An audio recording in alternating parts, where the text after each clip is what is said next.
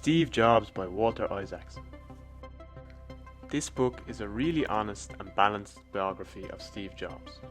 Jobs gave a lot of interviews to Isaacson, but he insisted on an impartial account of himself. In fact, his only input was the cover photo of the book. So you really get to see his flaws as well as his brilliance. Because you get to know Steve so personally, the book becomes really inspiring. His belief, his passion, his confidence, and his demand for excellence just exude from the book. And in the end, I feel I really got to know Steve Jobs the person completely. I think he even started to rub off on me.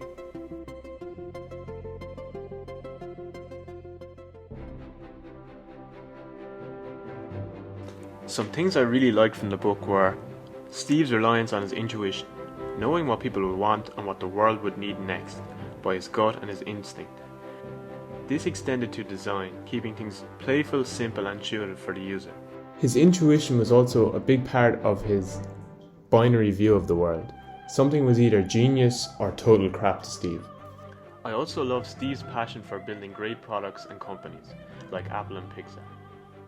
He had this belief and desire to keep innovating and stay on the cutting edge. This is iMac.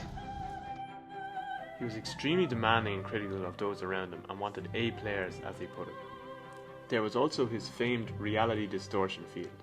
He believed reality didn't apply to him, and he instilled his belief and mesmerized his team on each project that they could get the impossible done.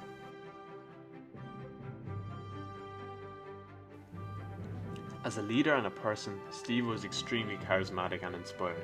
And the only way to be truly satisfied is to do what you believe is great work. And the only way to do great work is to love what you do. If you haven't found it yet, keep looking and don't settle.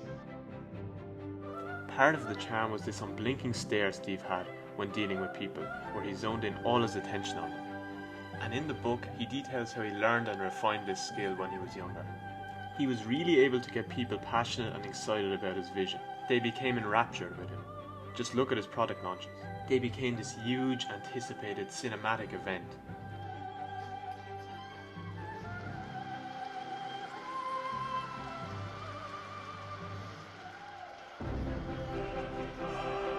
But on the other side of his personality was a very manipulative and cold side to him in dealing with people.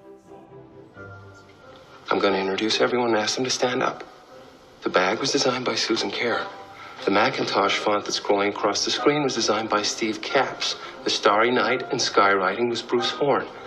Mac Paint, Mac Wright, Alice, down to the calculator.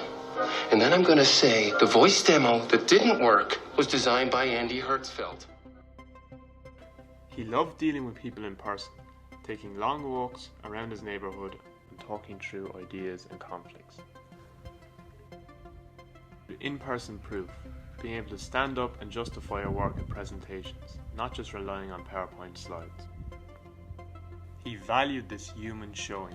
I think he believed it showed your passion for what you were doing, but also it allowed for interaction with others. People talking and bouncing ideas off each other was what Steve loved.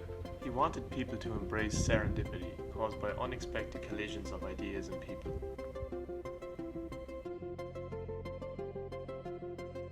But yeah, this book is a brilliant biography. It's not a difficult read, but it takes a lot of persistence. It's a book for creators and innovators wanting to contribute to the world, like Steve Jobs.